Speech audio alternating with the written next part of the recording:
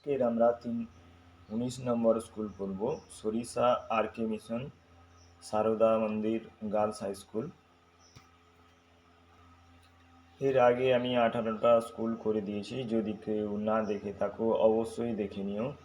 আর আমার সমাধানে যারা নতুন আছো তারা চ্যানেলটিকে সাবস্ক্রাইব করে রাখবে। আর ভালো লাগলে লাইক করবে, শেয়ার করবে। আর সাবস্ক্রাইবের বেল আইকনটি প্রেস করে রাখবে, তোমাদের কাছে নোটিফিকেশান পৌঁছে যাবে। শুরু করা যাক। আজকের প্রথম কোশ্চেন, 96/7 অপ্রকৃত ভগ্নাংশকে মিশ্র ভগ্নাংশে পরিণত করো। তো এটাকে মিশ্র ভগ্নাংশে পরিণত করতে হবে। 7 দিয়ে 96কে ভাগ করতে হবে, 13 পূর্ণ 5-এর 7 হবে। প্রকৃত ভগ্নাংশের মান 1 অপেক্ষা কী হয়? প্রকৃত ভগ্নাংশের মান 1 অপেক্ষা ছোট হয়। 3-এর বর্গ 4-এর বর্গ, সেটা কার বর্গ হয়? 3-এর বর্গ কত? 9, 4-এর বর্গ 16, যোগ করলে হবে 25। 25 কি 5 গুণিতক 5 মানে 5-এর বর্গ 25, সেই জন্য এটা হবে 5-এর বর্গ। এর পরের কোশ্চেন, 172/100 সমান কত? 172/100 সমান 172/100 করতে হবে। দুটো শূন্য আছে, দশমিক দুঘর সরে যাবে, তো 1.72 হবে। 75 পয়সার সঙ্গে কত যোগ করলে 1 টাকা হয়? তাহলে 75 পয়সা, এবার 1 টাকা সমান 100 পয়সা, 100 থেকে 75 বিয়োগ করতে হবে, তাহলে 25 পয়সা। 25 পয়সা যোগ করলে 1 টাকা হবে। একটি সমকোণী ত্রিভুজের একটি কোণ 54 ডিগ্রি, বাকি দুটি কোণের মান কত? তো বাকি দুটি কোণের মধ্যে একটা তো 90 ডিগ্রি অবশ্যই হবে। আর আমরা জানি কি ত্রিভুজের তিনটি কোণের সমষ্টি 180 ডিগ্রি। তো 180 থেকে 90 + 54 বাদ দিলে কত হবে? 36 ডিগ্রি। ABCD বিন্দুগুলি XY সরলরেখার ওপর অবস্থিত। তো ABC বিন্দুগুলিকে কি বিন্দু বলে? সমরেখ বিন্দু। একই রেখার ওপর অবস্থিত, সেই জন্য তাদের বলা হয় সমরেখ বিন্দু। ছোট থেকে বড় হিসেবে সাজাও। তো সমকোণ, স্থূলকোণ, সরলকোণ আর সূক্ষ্মকোণ।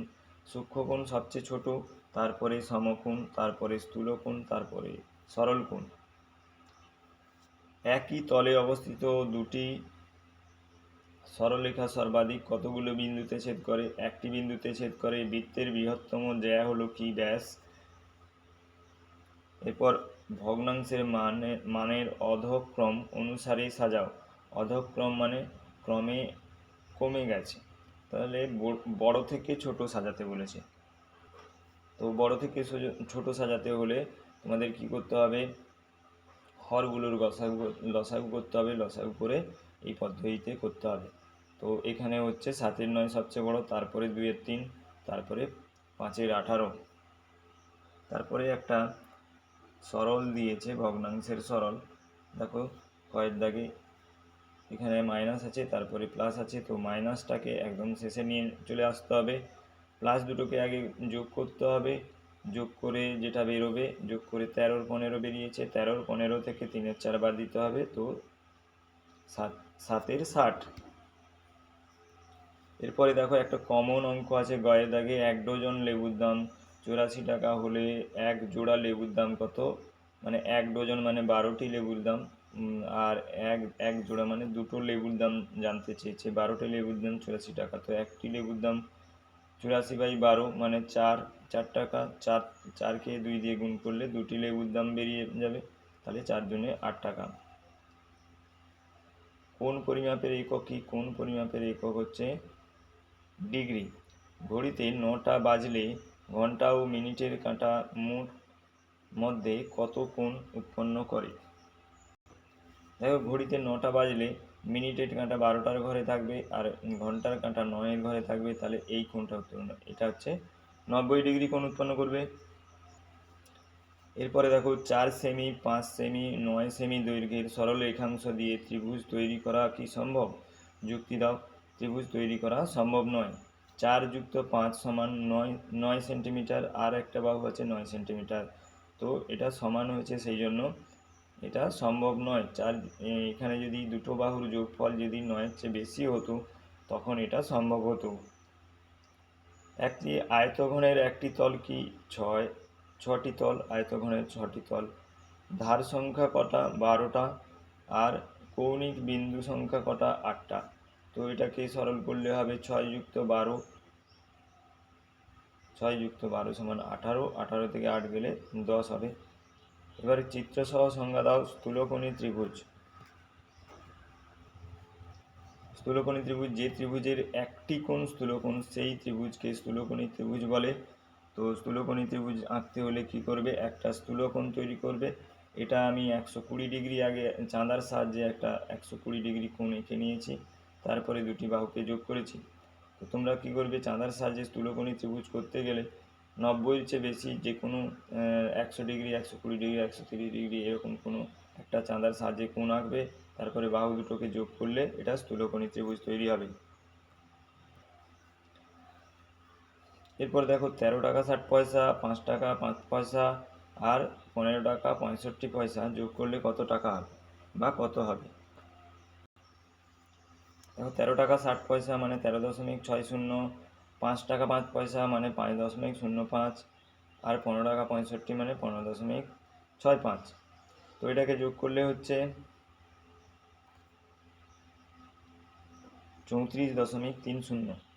তো তাহলে হবে কি 34 টাকা 30 পয়সা।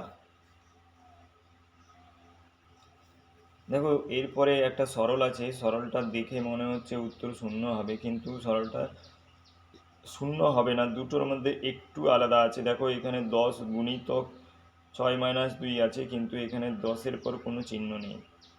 10 কমন, 6-2 আছে।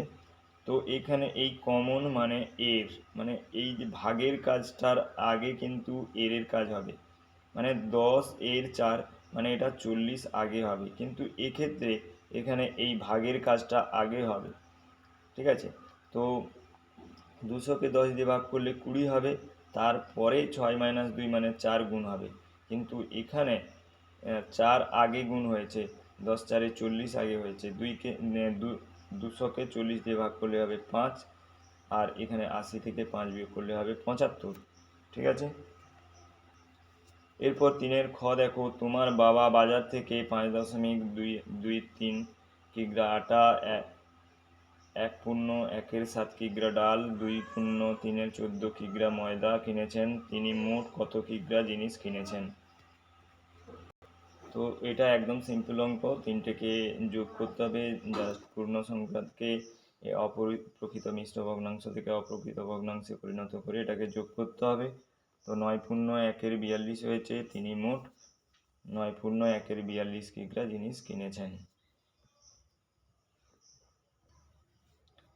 এরপরে দেখো গয়ের দাগে, একটি বর্গক্ষেত্রের একটি বাহুর দৈর্ঘ্য 14 মিটার, অপর একটি আয়তক্ষেত্রের প্রস্থ বর্গক্ষেত্রের বাহুর দৈর্ঘ্যের সঙ্গে সমান এবং আয়তক্ষেত্রটির দৈর্ঘ্য তার প্রস্থের থেকে 6 মিটার বেশি। আয়তক্ষেত্রের ক্ষেত্রফল কত?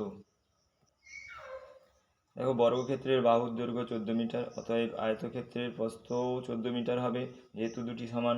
আয়তক্ষেত্রের দৈর্ঘ্য 6 বেশি হবে প্রস্থের চেয়ে, তা 14-র সঙ্গে 6 যোগ করতে হবে 20 মিটার। আয়তক্ষেত্রের ক্ষেত্রফল হবে দৈর্ঘ্য গুণিতক প্রস্থ মানে 20 গুণিতক 14 মানে 280 বর্গমিটার।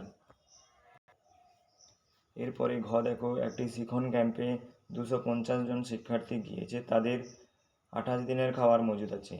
শিবির চলার 17 দিন পর আবার 20 জন নতুন শিক্ষার্থী ক্যাম্পে এলো, এখন ওই খাবার তাদের কতদিন চলবে? দেখো অঙ্কটি গণিতের ভাষায় লিখলে দেখো জন আর দিন, 250 জন, খাওয়ার আছে কত দিনের? 17 দিন খাওয়া হয়ে গেছে, তো 11 দিনের খাবার আছে, আরও 25 জন এসছে, মানে এখন 275 হয়ে গেছে, 275-এর কতদিন চলবে? 250 জনের খাবার মজুদ আছে 11 দিনের। ঠিক আছে? একজনের খাবার মজুদ আছে কতদিন? তাহলে একজনের খাবার অনেক বেশি দিন চলবে, সেই জন্য গুণ হবে, আবার 275 এখানে ভাগ হবে। তো এটা কাটাকাটি করলে হচ্ছে 10 দিন, তো ওই খাবার 10 দিন চলবে। দেখো 4-এর দাগে একটা কমন অঙ্ক আছে, 15 মিটার লম্বা বাঁশের 4.2 মিটার কাদায়, 3.01 মিটার জলে ও কাদায় মোট কত অংশ ডুবে আছে? জল ও কাদার ওপরে কত মিটার আছে? তো জল ও কাদায় ডুবে আছে কি হবে? 4.2 2 যুক্ত 3.01 মানে 7.21 মিটার। জল ও কাদায় আছে, জল ও কাদার উপরে আছে কত, মোট বাস কত 15 মিটার, তা 15 মিটার থেকে এটা বাদ দিলে হয়ে যাবে 7.79 মিটার জলের উপরে আছে। দেখো 5 জন লোক প্রতিদিন 8 ঘন্টা করে কাজ করে 9 দিনে একটি কাজ শেষ করে। এই কাজ 3 জন লোক 4 ঘন্টা করে কাজ করে কত দিনে শেষ করবে? 5 জন লোক প্রতিদিন 8 ঘন্টা করে কাজ করে 9 দিনে শেষ করে। একজন লোক প্রতিদিন 8 ঘন্টা করে কাজ করে, বেশি দিন সময় লাগবে, যেহেতু 5 জনের জায়গায় একজন, তো বেশি দিন সময় লাগবে। একজন লোক 1 ঘন্টা করে কাজ করলে আরও বেশি দিন সময় লাগবে। এবার 3 জন লোক 4 ঘন্টা করে, এটা নিচে 3 আর 4 22 হবে, তো এটা কাটাকাটি করলে হবে 30 দিনে, তো 30 দিনে কাজটি শেষ করতে পারবে। তো এর পরে বলেছে 4 সেমি ব্যাসার্ধ বিশিষ্ট একটি বৃত্ত অঙ্কন করে প্রদত্ত অংশগুলি চিহ্নিত করো। কেন্দ্র, পরিধি, জ্যা আর ব্যাসার্ধ। দেখো 4 সেমি একটা লাইন টেনে নেবে, সেই লাইনটা নিয়ে পেন্সিল কম্পাসের সাহায্যে বসিয়ে এই লাইনের মাপ নিয়ে ঘোরাবে। তো কি কি বলেছে? পরিধি বলেছে, আর কেন্দ্র বলেছে, আর জ্যা এটা, আর ব্যাসার্ধ। ব্যাসার্ধ দেখো এখানে কেন্দ্র থেকে পরিধি পর্যন্ত। ঠিক আছে, ভিডিওটি ভালো লাগলে অবশ্যই লাইক করবে এবং তোমরা এর পরের ভিডিও পেতে চ্যানেলটিকে অবশ্যই সাবস্ক্রাইব করবে। তো ভিডিওটি দেখার জন্য ধন্যবাদ।